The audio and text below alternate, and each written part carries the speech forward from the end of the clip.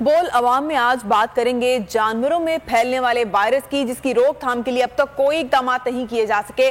Lumpy skin नामी बीमारी है क्या, और क्या मुतासरा जानवर का गोश्त खाना ठीक है? इस बारे में ये रिपोर्ट देखिए। गाय और भैंसों में लंपी स्किन वायरस फैलने लगा। तर्जुमान कैटल फार्म के मुताबिक जानवरों के जिस्म पर आबले पड़ जाते हैं। आबलों में पस के बाद खून आना शुरू हो जाता है, जिससे जानवर का वजन तेजी से गिरता जाता है। अभी तक हमारे पास जो है ना कोई मुसद्दिका रिपोर्ट इस तरह की नहीं है कि इतने एनिमल्स के अंदर ये प्रॉब्लम्स आ चुकी है जिसको हम किसी परसेंटेज का तयन मतलब कर सकें। अभी तक कोई ऐसी चीज रिपोर्ट नहीं हुई है। तिब्बी माहिरीन का कहना है कि अब तक इस बीमारी की कोई वैक्सीन नहीं आई है। वायरस के बाद जानवर का गोश्त खाने के काबिल नहीं रहता। इस बीमारी से मुतादिद जानवर मर रहे हैं। ये बीमारी दूध देने वाले जानवरों में ज्यादा हो रही है। बेहतर है अवाम एहतियात करें। और सिंध खुसूसन कराची के जानवरों में लंपी जिल्द की बीमारी किस हद तक है और इस वक्त शहरी गाय का गोश्त खा सकते हैं या नहीं, ये जान लेते हैं बहस कॉलोनी में मौजूद हमारे नुमाइंदे कफील अहमद से। कफील, बताइएगा। देखिए, कराची के शहरी इस वक्त शशोपंज में हैं कि गाय का गोश्त खाया जाए ना खाया जाए। जिल्द की एक बीमारी जानवरों में आ गई है। इस हवाले से तफसीलात नासिर कुरैशी साहब हैं जो कि मीट मर्चेंट एसोसिएशन के प्रेसिडेंट हैं। नासिर साहब, गाय का गोश्त खाएं नहीं खाएं, क्योंकि गाय के अंदर ये बीमारी बहुत ज़्यादा तेज़ी के साथ फैल रही है। देखिए, अभी तक कोई ऐसा हमें कहीं शवाहिद नहीं मिले कि ये किसी को इफ़ेक्ट कर रहा हो, यानी इंसानों में ट्रांसमिट हो रहा हो। बहरहाल एहतियात के तौर पर आप कुकिंग अच्छी करें। और गाय के कुछ हमें शवाहिद मिले हैं, लेकिन ये जो कुछ हो रहा है सब गैर कानूनी स्लाटर हाउसेज में हो रहा है। अब इस वक्त जो है बहुत अच्छी बात है कि एक चीज़ एक इशू है और बहुत बुरी बात भी है, लेकिन ये इशू जो है ये इशू हमें इस वक्त मौका दे रहा है कि गैर कानूनी मज़बा खानों के खिलाफ सख्ती से कार्रवाई होनी चाहिए। वैक्सीन है इस हवाले से कोई आपके यहाँ हमारे पास या नहीं? देखिए, अभी तक जैसा मेरे इल्म में आया है, वेटनरी डिपार्टमेंट से भी हमने रब्ता किया है, तो वो कहते हैं कि वैक्सीन है। इस वक्त जो गाय हैं उसमें जो ये डिजीज़ है, किस हद तक आप समझते हैं कि ये इफेक्ट कर रही है और इसके लिए इकदाम क्या किए जा रहे हैं? देखें, डिजीज़ तो कोई भी है, वो लाजमी सी बात है। अभी लैम्पी रिपोर्ट हुई है, तो लैम्पी डिजीज़ जिस जानवर में होगी वो जानवर को इफ़ेक्ट कर रही है पहले, उसके बाद उसका गोश्त और दूध जो है उसको इफ़ेक्ट करेगी और वो ट्रांसमिट होंगे ह्यूमन बींग्स में।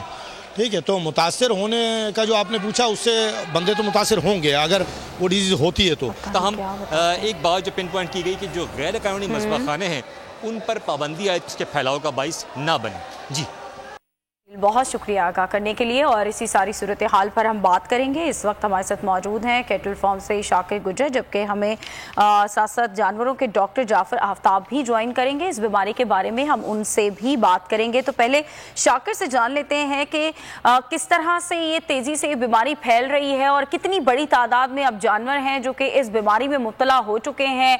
और जैसे कि अभी हमारे नुमाइंदे सवाल उठा रहे थे, हम खुद भी ये सवाल उठा रहे हैं। जाहिर है अवाम अब शशोपंज का शिकार है कि गाय का गोश्त खाना है या नहीं खाना। क्या बताएंगे शाकिर? देखिए जी, एक तो सबसे पहले बहुत शुक्रिया बोल न्यूज़ का।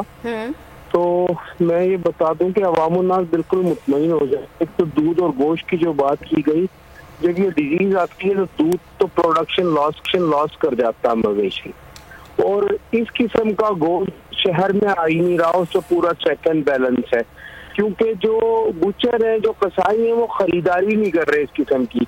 और गैर कानूनी मज़बा खाने हैं, उस पर भी हमने चेक एंड बैलेंस पूरा रखा है, जहाँ पे इस किस्म का गोश्त शहर सप्लाई होने की इजाजत नहीं दी जा रही है। और इस सिलसिले में मेरे साथ मुताल्लिका पुलिस भी राब्ते में है। सुबह मेरी अफसरान बाला से बात हुई है, तो यकीनन हम सबसे पहले अवामुन्नास की सेहत और दूसरे डिजीज के हवाले से बता दूं कि जी मैं आज लाहौर पंजाब में मौजूद हूँ।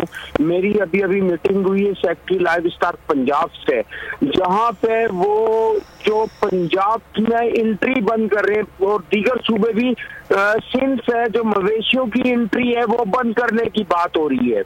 पंजाब से एग्जिट पर पाबंदी नहीं होगी, सिंध में एंट्री पर पाबंदी होगी मवेशियों की, कि ये डिजीज मजीद ना फैल सके। और दूसरा मैं ये भी बता दूं आपको कि रात को FAO के तहत जो हमारे इदारे हैं वहाँ पे इसकी डायग्नोस किट पहुंच गई है, और सैंपल्स फिल्म है कलेक्ट करके वहाँ भिजवा दिए गए हैं। बहुत अच्छी खबर मिलेगी और दीगर जो इदारे हमारे जैसे निबजी फैसलाबाद है और दीगर है वो इस पर तेजी से काम कर रहे हैं। इंशाअल्लाह ताला अच्छी खबर आएंगी, अच्छी रिपोर्ट आएगी और अवाम उन्नास बिल्कुल मुतमईन हो जाए इस सिलसिले में। जी ठीक है शाकिर, हमारे साथ ही रहिएगा। हमें जानवरों के डॉक्टर जासिर आफ्ताब साहब ने भी ज्वाइन किया है। बहुत शुक्रिया आपके वक्त। डॉक्टर साहब, क्या समझते हैं आप कि कितनी खतरनाक हो सकती है ये बीमारी? क्या जानवरों से दूसरे जानवरों में फैल सकती है और क्या इसका गोश्त खाने वाले इंसान भी इससे मुतासर हो सकते हैं?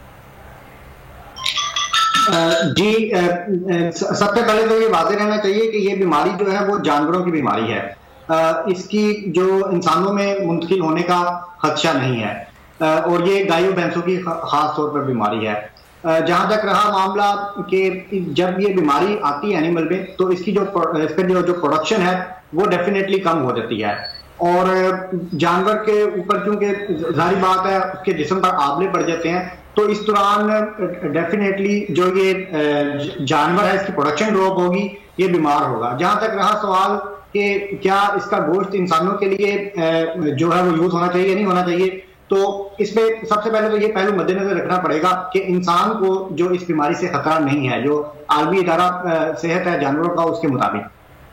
जहां तक रहा सवाल कि क्या इसका गोश्त जो है वो इफेक्ट कर सकता है, तो इस पे डेफिनेटली चूंकि ये पाकिस्तान में भी नई बीमारी है और इस पे अभी रिसर्च जो है वो हो रही है, तो इसमें बाज़ नजर में तो ऐसा लगता है कि ये जो इसका गोश्त है अगर वो इसका जो इन्फेक्शन है वो गोश्त तक नहीं पहुंचा तो इसमें जो इसके गोश्त को इस्तेमाल करने में प्रॉब्लम नहीं होगी, क्योंकि ये जो डीप मसल्स हैं उसको ये वायरस इफेक्ट नहीं करता।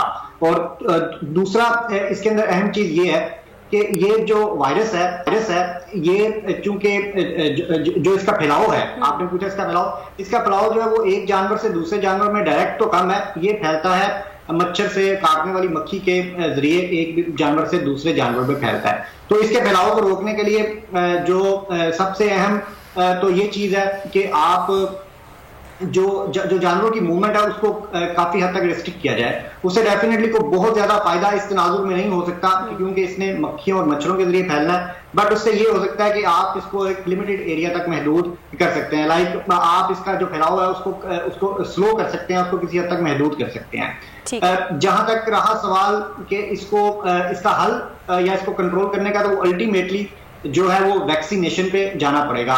इस हवाले से डेफिनेटली ठीक है, शाकिर गुज्जर हमारे साथ कैटल फार्म से मौजूद थे, इसके अलावा डॉक्टर साहब भी मौजूद थे। अब आप दोनों का बहुत शुक्रिया। सब्सक्राइब करें और बेल दबाएं ताकि कोई खबर रह न जाए।